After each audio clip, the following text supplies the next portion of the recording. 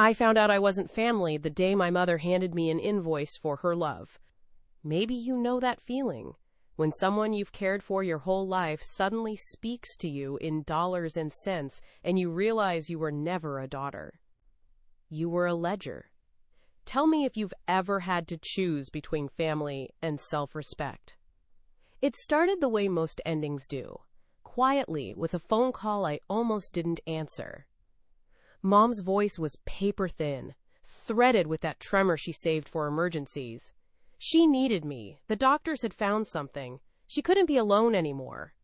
Would I come home? I packed that night, folded my life into boxes, gave notice on the apartment I'd finally made mine, told my boss I'd work remotely.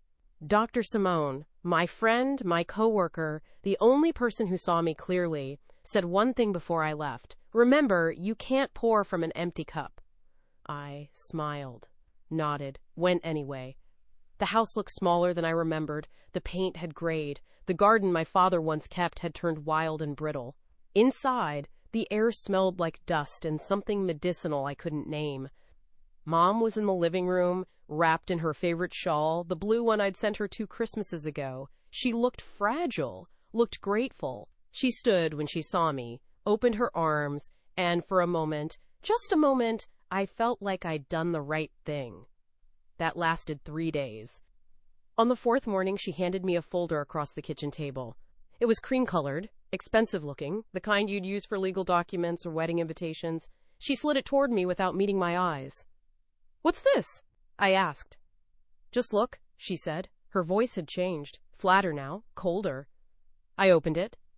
Inside was a contract, typed, formatted, printed on thick paper with margins that meant business. Asterisk, caregiver service agreement, asterisk, asterisk, it said at the top. My hands went numb. The document listed my responsibilities: cooking, cleaning, medication management, transportation to appointments, grocery shopping, yard work. Beneath that, a payment schedule. $2,500 per month. Rent, she called it, medical expenses, housekeeping costs, contributions to utilities. She'd itemized me. "I don't understand," I said. She folded her hands on the table. Her nails were freshly painted. Salon fresh. "You're an adult, Avery. I can't be expected to just house you for free." The floor felt unsteady. "Mom, I moved here to take care of you." "And I'm grateful," she said, as if that word cost her something. "But gratitude doesn't pay bills. You have a good job. You can afford this." I stared at her.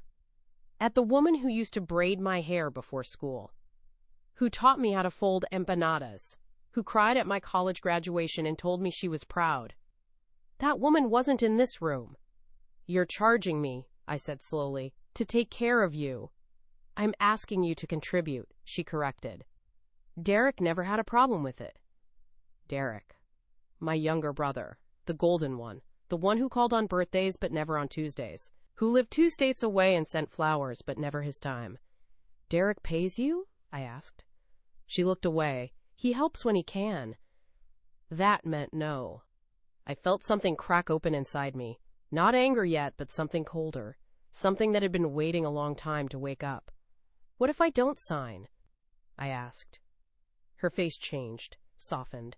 She reached across the table like she might take my hand, but stopped just short. "Then I suppose you'd need to find somewhere else to stay," she said gently. "I can't have someone living here who doesn't respect boundaries." Boundaries. She said it like I was the one overstepping. I signed the contract that night. Not because I agreed, but because I needed time to think, time to understand what was happening, time to figure out who my mother had become, or maybe who she'd always been. The next week, I helped her organize her office. She'd asked me to file some paperwork, her hands too shaky now to manage the small print. I was looking for her insurance documents when I found the statement. A bank account I'd never seen before. Opened 6 months ago. Balance, $127,000. I stood there, holding the paper, feeling the numbers blur and sharpen and blur again. She had money. More than I'd earned in 3 years. More than enough to hire actual help. More than enough to live comfortably, independently, without charging her own daughter rent for the privilege of caregiving. The room went very still. I thought about every time she'd called me, voice-breaking, telling me she couldn't afford her medication. Every time I'd sent money I didn't have. Every birthday I'd skipped celebrating because I was wiring her grocery funds. Every time I'd believed her when she said she had nothing. I put the statement back exactly where I found it, closed the drawer, walked to my room, the room I was now paying for, and sat on the edge of the bed in the dark. Dr. Simone's voice played in my head. You can't pour from an empty cup. But I wasn't empty anymore. I was filling with something else. Something sharp and clear and cold as winter glass.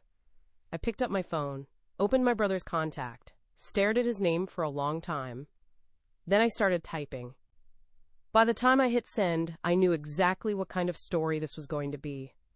The text message I sent Derek that night said only 3 words, "We need to talk." His response came 6 hours later. A thumbs up emoji, nothing else. That should have told me everything. I spent the next 2 days moving through my mother's house like a stranger cataloging evidence in someone else's life. Every drawer I opened felt like crossing a threshold I couldn't uncross. Every document I touched left residue I couldn't wash off. She asked me to help with her paperwork, said her eyes were too tired, her hands too unsteady. Could I please organize her files, make sense of the medical bills, sort through the insurance claims?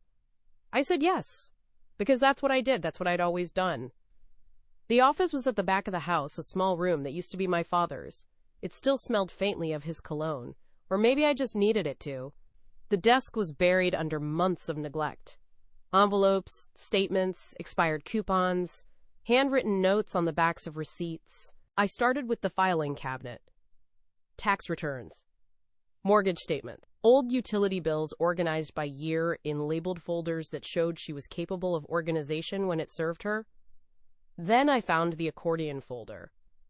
It was burgundy, leather, tucked behind a stack of photo albums I'd never seen her open.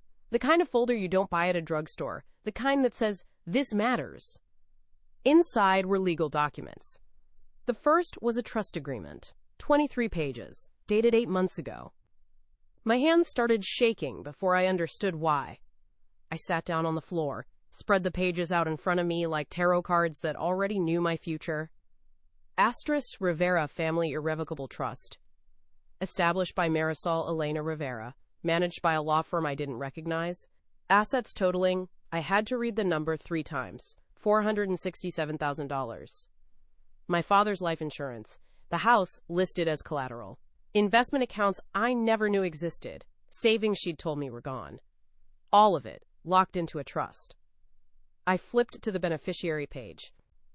Derek Anthony Rivera, primary beneficiary, 70% distribution upon grantor's death or incapacitation. I stopped breathing.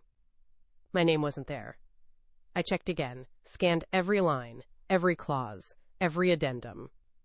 Avery Marie Rivera appeared exactly once, in a single paragraph near the end, in language so cold it could have been drafted for a stranger. Avery Marie Rivera is explicitly excluded from beneficiary status due to her demonstrated financial irresponsibility and lack of familial commitment. The words didn't land all at once. They came in waves, each one colder than the last. Financial irresponsibility. I'd paid her mortgage twice, sent her money for groceries when I was eating ramen for dinner, covered her car repairs with a credit card I was still paying off. Lack of familial commitment. I was sleeping in her house, cooking her meals, sorting her medications, paying her rent. I sat on that floor for a long time, long enough for the light to change, long enough for the house to creak and settle around me, long enough to feel every year I'd spent believing I was loved. The document was signed by my mother, notarized, legal, final. And Derek's signature was right there beside hers. Witness line, dated the same day. He knew. He'd known for 8 months. I took a picture of every page. My hands were steady now, mechanical. I put the folder back exactly where I'd found it, closed the cabinet, turned off the light. When I walked back into the living room, my mother was watching her cooking show, the same one she'd watched every Thursday for 20 years. She glanced up, smiled. "Find everything okay, Mija?" The endearment felt like a slap. "Yes," I said. "Everything's very organized." She nodded, satisfied, and turned back to the screen. I went to my room, the room I was paying $2,500 a month to occupy, and opened my laptop, found Derek's number, started a video call. He answered on the fourth ring. He was in his kitchen, something expensive bubbling on the stove behind him. He looked relaxed, happy. He'd just gotten a haircut. "Hey sis, what's up?" I didn't ease into it, didn't soften it, didn't give him the courtesy I'd given everyone my whole life. "I found the trust documents." His face did something subtle, a flicker, a recalculation. "Oh," he said, "you're in it. I'm not." He set down his wine glass, picked up his phone, moved to another room. When the door closed behind him, his voice changed. Quieter now, almost apologetic. "Look, Avery, Mom made that decision. I didn't have anything to do with it. You signed as a witness." Silence. "She asked me to." "What was I supposed to do?" "Tell me." He laughed. It wasn't a happy sound. "And start a war? Come on, you know how she is." "How she is?" I repeated slowly. "How she is, Derek, is a liar. She told me she had no money. She made me pay rent to take care of her. She has almost $500,000. "That's her money," he said, and there it was. The edge I'd been waiting for. The truth under the performance. She earned it. Dad earned it. She gets to do what she wants with it. Including cutting me out? She did what she thought was best for the family. I am family. Another pause. Longer this time. When he spoke again, his voice had shifted into something I'd never heard before. Something that sounded like pity laced with contempt. "Are you, though?" The question hung there between us like smoke. "What does that mean?" He sighed. Performative, exhausted. Like I was the one being difficult. "You've always been different, Avery. You don't think like we do. You don't value what we value.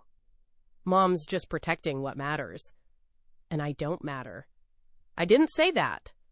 "You just did." He ran a hand through his perfect hair. "Look, I don't want to fight. This is between you and Mom. I'm just the executor. I didn't make the rules. But you're fine with them." He looked directly at the camera then, and for just a second, I saw something I'd never let myself see before. Something that had always been there, hiding behind birthday cards and holiday small talk. He didn't like me. Maybe he never had. "I'm fine with taking care of the people who took care of me," he said carefully. "That's all." The implication was clear. I ended the call. Sat there in the silence afterward, feeling the shape of my life rearrange itself. All those years of trying, of being good enough, of believing that love was something you could earn if you just gave enough. I'd been wrong. My phone buzzed. A text from Derek. "Mom did what was best. You'll understand someday." Then another. "Don't make this harder than it needs to be." I didn't respond. Instead, I opened my messages and scrolled to Dr. Simone's name. Typed out everything. The contract, the bank account, the trust, Derek's signature, his words. That question, "Are you though?" Her response came fast. "This is financial abuse, emotional manipulation. You need to document everything and get out." Then another message. "And Avery, you need to stop protecting people who are hurting you." I read that line 6 times. Stop protecting people who are hurting you. I looked around the room I was paying to exist in, at the walls I'd repainted when I moved in because she said they looked tired, at the curtains I'd bought because hers were falling apart, at the bills on my dresser, electricity, water, internet, all in my name now because hers was too complicated. I'd been so busy being good that I'd forgotten to notice I was being used. That night, I couldn't sleep. I lay in the dark listening to the house settle, and I thought about my father, about how he used to call me his little fighter, how he'd believed in fairness, in accountability, in standing up even when it cost you. He would have hated this. The thought hit me like cold water, sharp, clarifying. He would have been ashamed. Not of me, of her. And maybe, that was the permission I'd been waiting for. At 2 a.m, I got up, walked quietly to the office, took the burgundy folder, photographed every document under the desk lamp, every clause, every signature, every page that erased me. Then I sent them all to Dr. Simone and to a lawyer whose name she'd given me 3 months ago when I first told her I was moving back home, a lawyer I'd told myself I'd never need. The response came the next morning. This is legally questionable, possibly contestable, definitely cruel. Do you want to fight this? I stared at that question for a long time. Did I want to fight? I thought about my mother's smile when she handed me that contract. My brother's voice when he asked if I was really family. The years I'd spent making myself smaller so they could feel bigger. I typed 2 words. I do. The lawyer's response was immediate. Then let's begin. I sat there at the kitchen table, morning light coming through the windows my father used to wash every spring, and I felt something settle into place. Something that felt like clarity, like dignity, like the beginning of an ending I was finally ready to write. My mother walked in, poured her coffee, asked if I'd slept well. I smiled, said yes, and for the first time in my life, I didn't feel guilty for lying. Some battles don't announce themselves with noise. Some arrive quietly, in the steady accumulation of evidence and resolve. In the decision to stop apologizing for taking up space. This was mine. And I was just getting started. Chapter 3, The Family Intervention. The invitation arrived as a group text at 7 a.m, 3 days after I hired the lawyer. Family dinner Sunday, 6 p.m., Aunt Rosa's house. Everyone needs to be there. It was from my mother. No question mark, no please. Just a command dressed up as a gathering. I knew what it was before I even opened the thread. Before I saw Derek's immediate reply, I'll be there. Before Aunt Rosa sent a string of heart emojis and, can't wait to see everyone. This wasn't dinner. This was a tribunal. And I was the accused. Dr. Simone called it an ambush when I told her. Said I didn't have to go. Said I could set a boundary, protect myself, meet with a mediator instead. But I wanted to go. Because for the first time in my life, I wasn't walking into that room as the person who needed to make peace. I was walking in as the person who knew the truth. And I had receipts. Sunday came slow, and then all at once.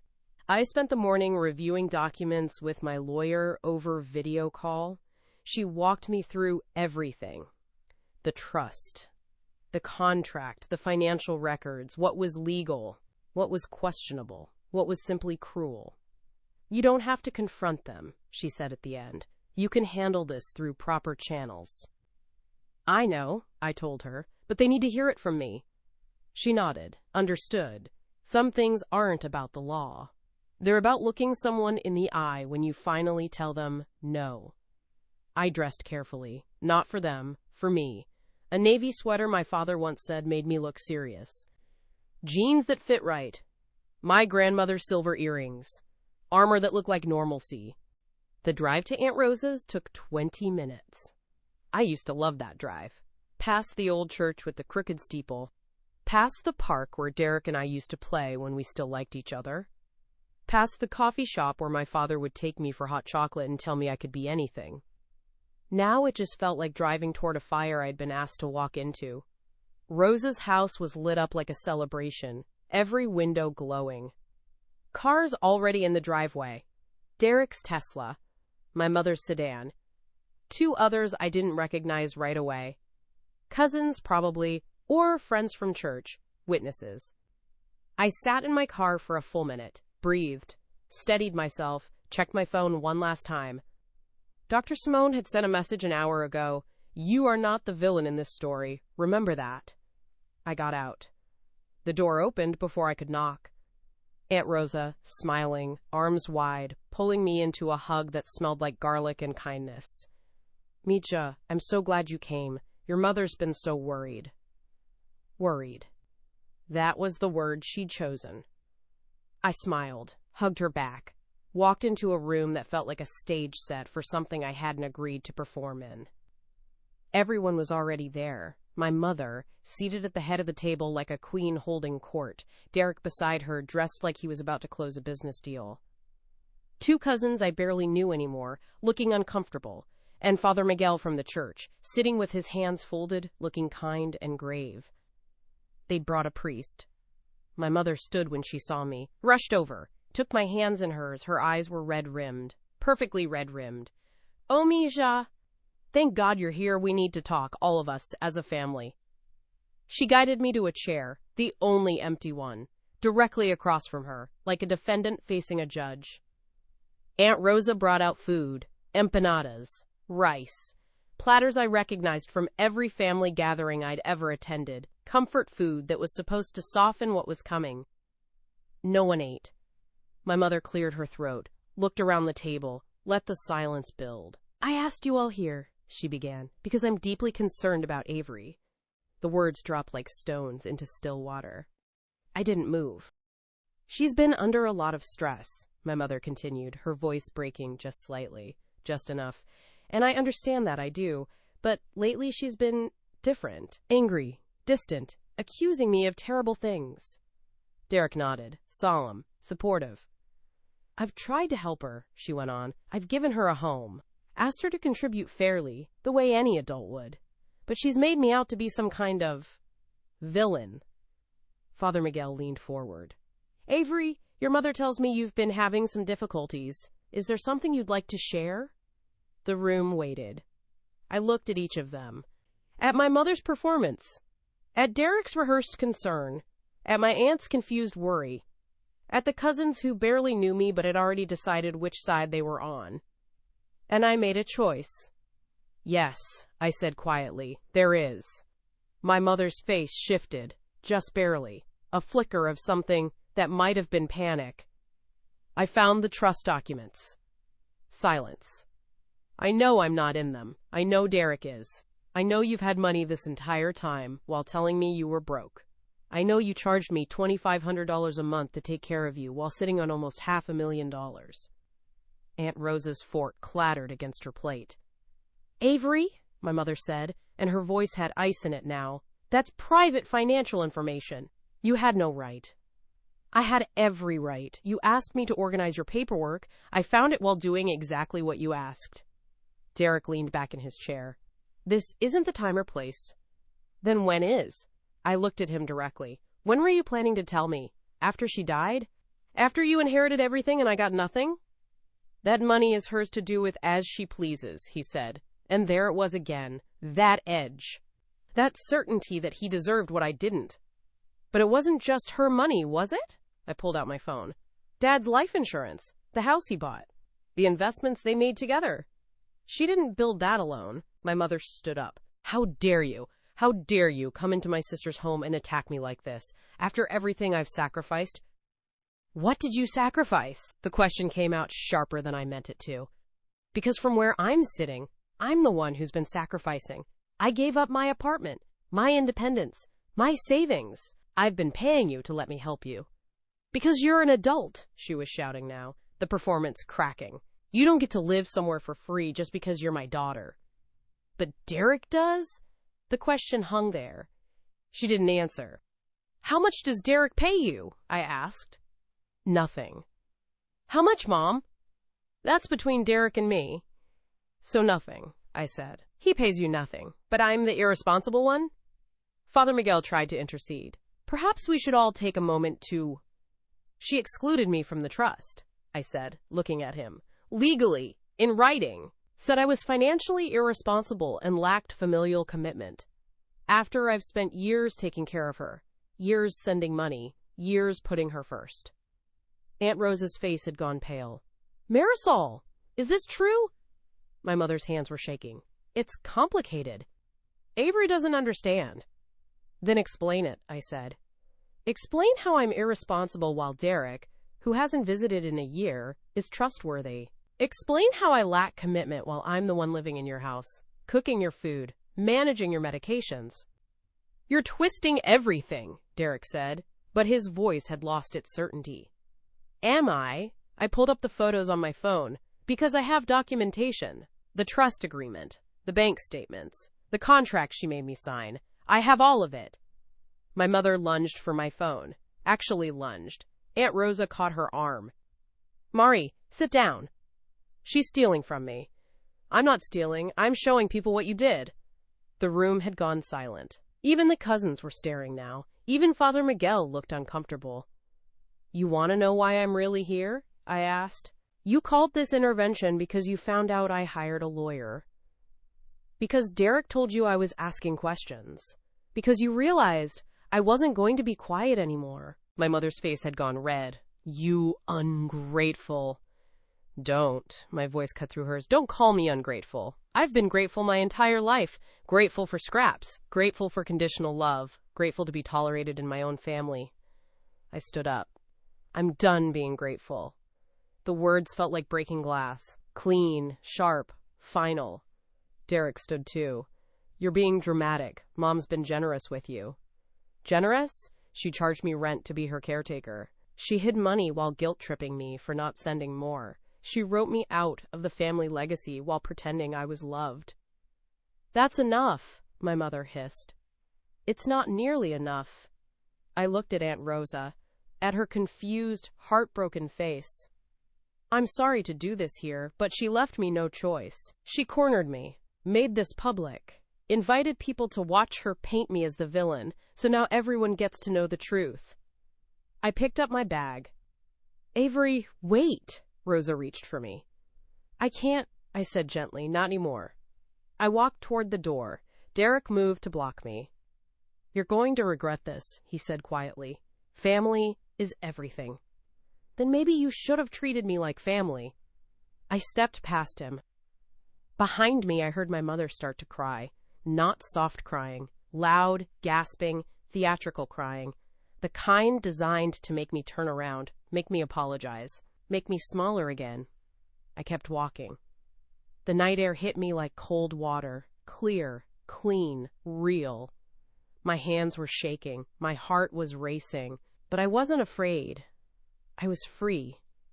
I sat in my car for a long time, watching the windows, watching shapes move inside, watching my old life continue without me. My phone buzzed. Derek, you just destroyed this family. Then another message, from a number I didn't recognize. This is Rosa. I need to talk to you, alone, tomorrow, please. I stared at that message, at the please that my mother had never used. And I realized something. The intervention was supposed to silence me. But all I'd done was speak. And once you start speaking, you can't unhear your own voice. I drove home in the dark, past the park, past the church, past the coffee shop, where my father taught me that being kind didn't mean being quiet. And for the first time in weeks, I didn't feel like a guest in my own life. I felt like someone who'd finally remembered how to fight. Chapter 4, The Recording. The coffee shop where I met Aunt Rosa smelled like cinnamon and second chances. She'd chosen it. A place neither of us had been before. Neutral ground. She was already there when I arrived, sitting in the corner booth with 2 cups of coffee, and an expression that looked like it had been carrying weight all night. She stood when she saw me, hugged me, held on a little longer than normal. I didn't sleep, she said. Neither did I. We sat. The morning light coming through the window made everything feel overexposed, raw, like a photograph taken too close. She pushed one of the coffees toward me. It was the way I liked it. Cream, no sugar, she'd remembered. I need to tell you something, she said, and I need you to believe me when I say I didn't know. Not all of it. I waited. Your mother called me last week, before the dinner. She said you'd been acting strange, paranoid, that you'd been going through her things, making accusations. She asked me to help stage the intervention.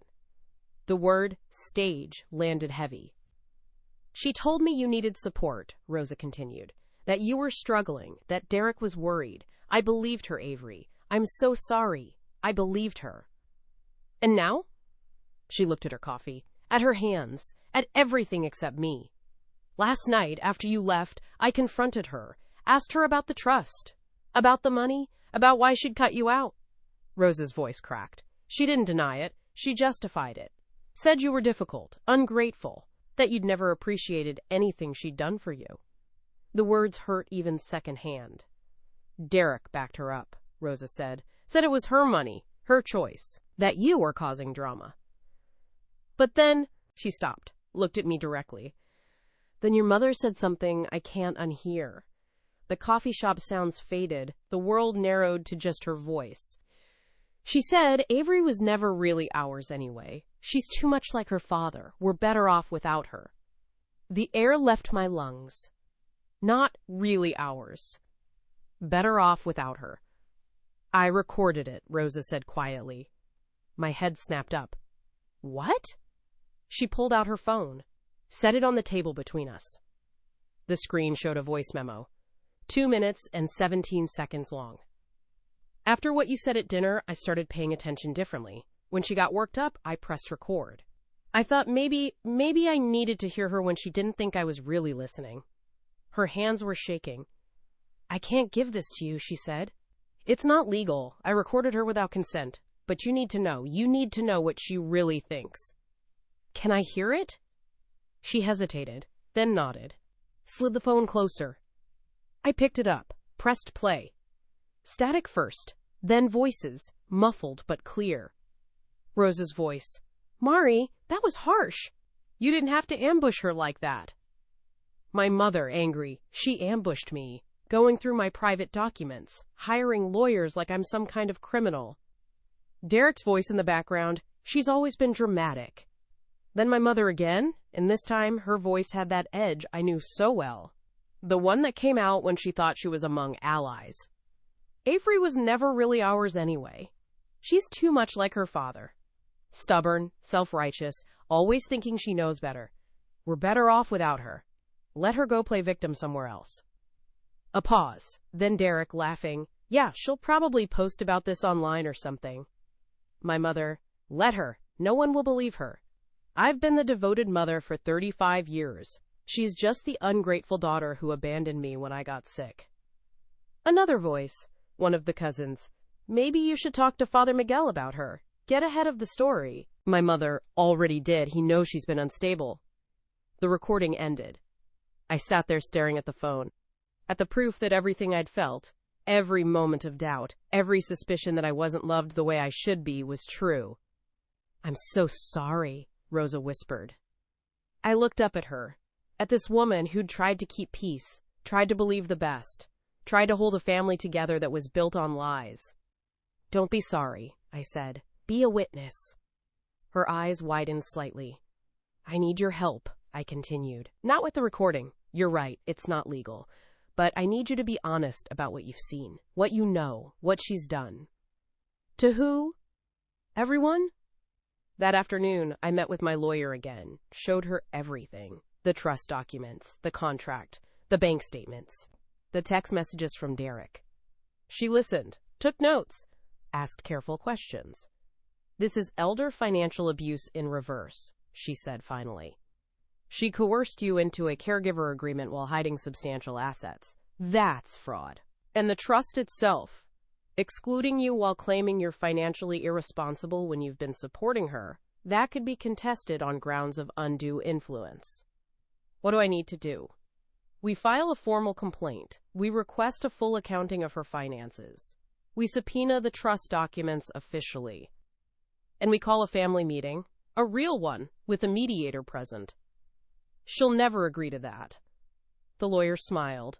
It wasn't a kind smile. She doesn't have to agree.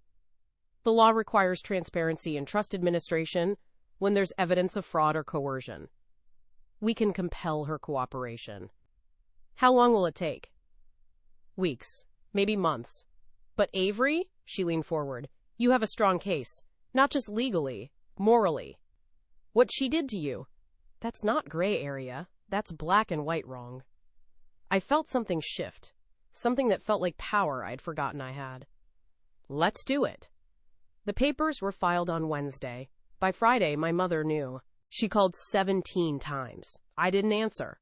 Derek sent a barrage of texts. You're insane. This will destroy her. Family doesn't sue family. Dad would be ashamed of you.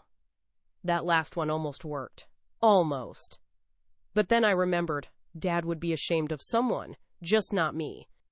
The official family meeting was scheduled for the following Tuesday. Court-ordered mediation. My lawyer, her lawyer, Derek, Aunt Rosa as a witness, a neutral mediator.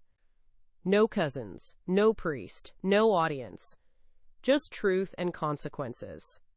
The morning of the meeting, I woke up early, made coffee, sat on my balcony in the apartment I'd moved into 3 days ago with Dr. Simone's help, and watched the sunrise. My phone buzzed, a text from Rosa. I'm ready to tell the truth, all of it. I love you, Mija. I'm sorry it took me this long. Then, another text, from Derek. Mom's lawyer found something in the trust paperwork. Don't come to the meeting. We can settle this privately. I stared at that message, at the panic barely hidden behind the words. They'd found something. Something they didn't want exposed in a formal proceeding. I texted back, see you at 10. The mediator's office was downtown. Glass and steel and neutral beige furniture designed to keep emotions contained. My mother arrived with her lawyer, an expensive suit and a colder expression. Derek beside her, looking uncomfortable in a way I'd never seen before. They were scared. Rosa came separately, sat beside me, reached over and squeezed my hand once. The mediator introduced himself, explained the process, asked each party to share their perspective. My mother went first. She talked about sacrifice, about how she'd raised me alone after my father died, how she'd given me everything, how I'd repaid her with accusations and lawsuits. Her voice broke in all the right places. But this time, there was no audience to convince. Just a mediator who'd seen this script before, and a court reporter documenting every word. Derek spoke next, defended the trust, said it was my mother's right to distribute her assets as she saw fit, that I was being vindictive. Then it was my turn. I laid it out, calmly, precisely.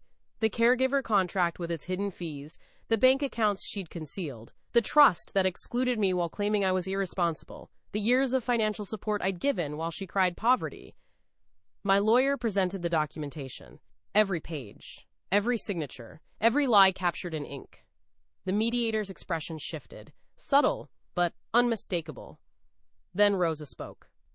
She told them about the intervention, about my mother's plan to discredit me publicly, about the conversation after I left, the one where my mother had said I was never really theirs. Derek tried to interrupt. That's hearsay. It's testimony, the mediator said quietly. Continue. Rosa's voice stayed steady. I've spent 40 years watching my sister manipulate people. I told myself it was just her personality, that she meant well. But what she's done to Avery? That's not love. That's abuse dressed up as caregiving. My mother's lawyer leaned in, whispered something urgent. My mother's face had gone pale. We'd like to request a recess, her lawyer said. Denied, the mediator replied. We've just begun. My lawyer pulled out another document. We'd also like to address the trust's funding source.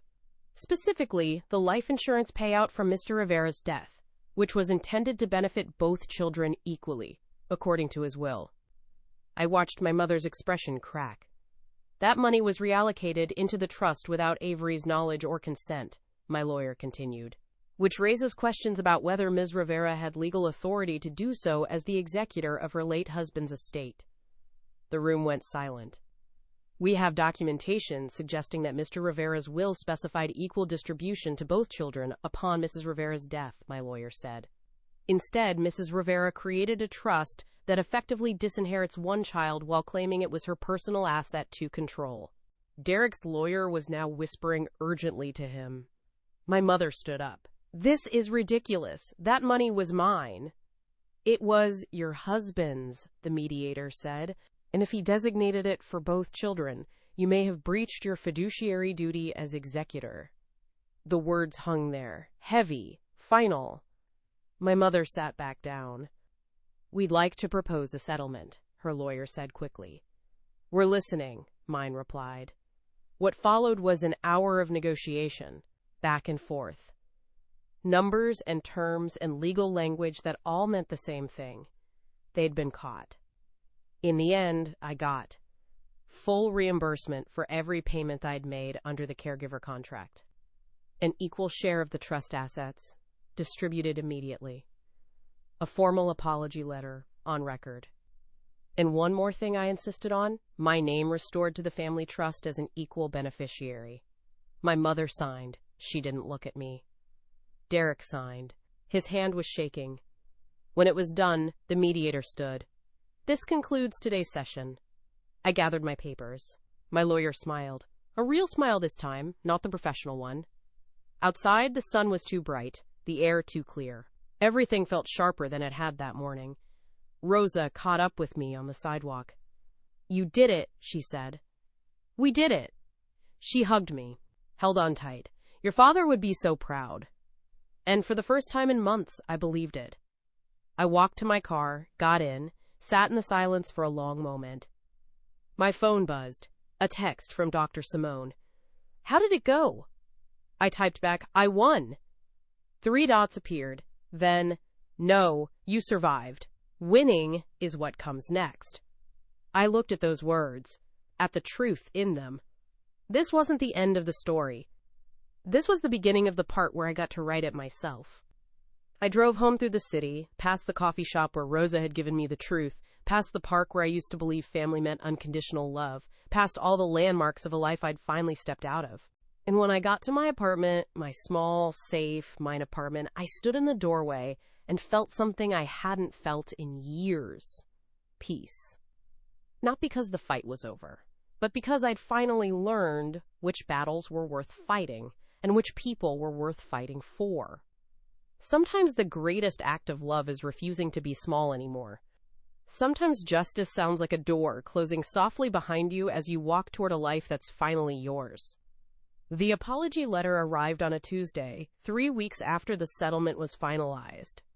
It came in a plain white envelope, no return address, typed, not handwritten, 2 paragraphs that read like they'd been drafted by a lawyer and signed under duress. Because they had been. I didn't open it right away. Let it sit on my kitchen counter for 2 days, next to the coffee maker and the bills I was now paying from an account that actually had money in it. When I finally read it, the words felt hollow, empty spaces where emotion should have been. I apologize for any misunderstanding regarding the trust and financial arrangements. It was never my intention to cause you distress. I hope we can move forward as a family. Any misunderstanding. Never my intention. The language of people who apologize for your feelings, not their actions. I put it in a folder with all the other documents, evidence, proof.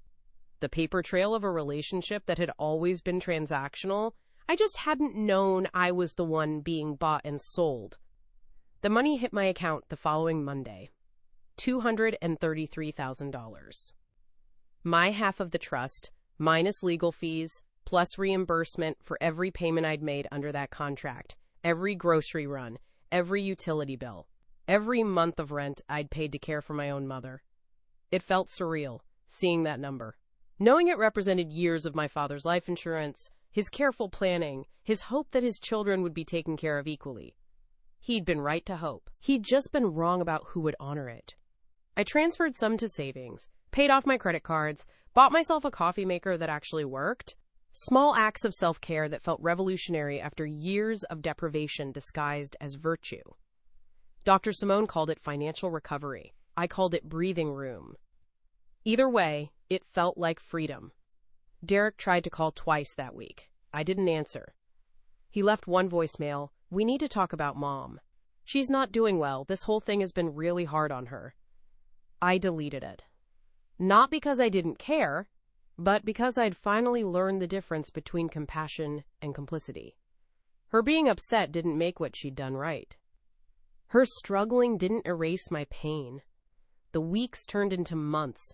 I built a life that looked nothing like the one I'd been living. Found a new therapist, started painting again, something I'd given up in college because there was never time, never money, never permission to want something just for me. Aunt Rosa and I met for coffee every other Sunday. She'd left my mother's orbit too, quietly but definitively. Said she couldn't watch someone she loved destroy someone else she loved. Some families are born, some are chosen, some are rebuilt from the pieces of what broke. In April, I got a letter from a different lawyer, Derek's this time. He was contesting his portion of the settlement, claiming that my legal action had caused, quote, reputational damage to the family and that I should reimburse him for emotional distress. I showed it to my lawyer. She laughed. Actually laughed. "He has no case. This is intimidation. Ignore it." So I did. The letter went in the folder with everything else. Another piece of evidence that some people will never take responsibility. They'll just keep finding new ways to make their victims pay. But I wasn't a victim anymore. I was a survivor who'd learned to recognize the difference. In June, Aunt Rosa told me my mother had sold the house. Said she couldn't afford it anymore. Said the memories were too painful. Said she was moving to a smaller place across town, closer to Derek. I felt something when I heard that. Not quite sadness, not quite satisfaction, something in between. The complex grief of watching someone lose what they destroyed with their own hands. I didn't reach out.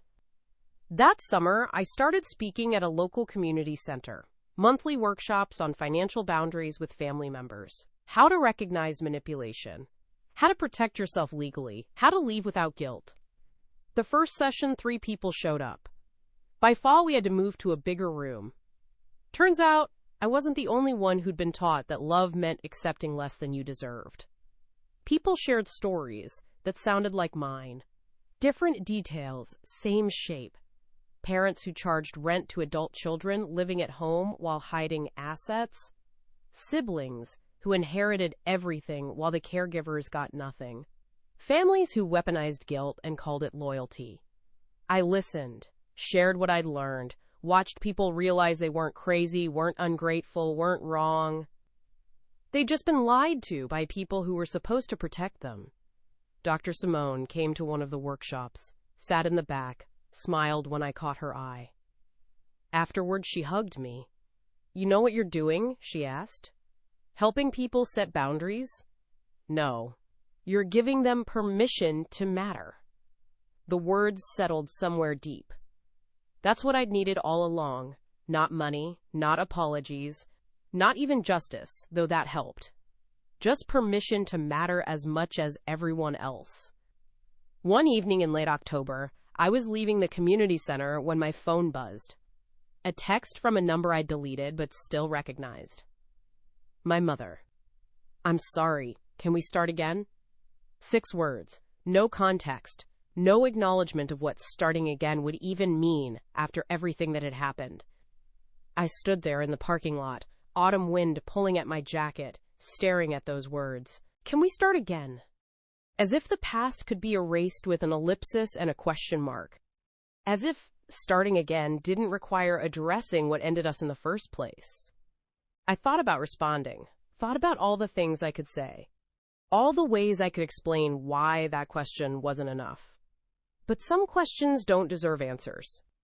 Some doors stay closed, not out of cruelty, but out of self-preservation.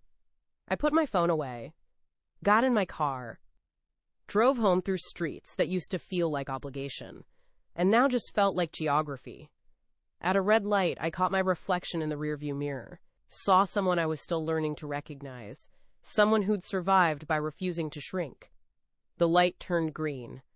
I drove forward.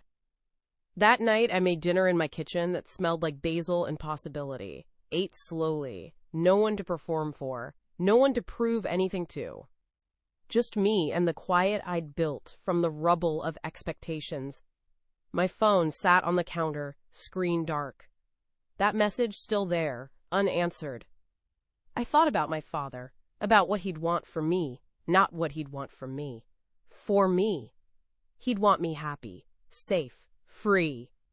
He'd want me to remember that love shouldn't cost everything you are. I picked up my phone, opened the message thread one more time.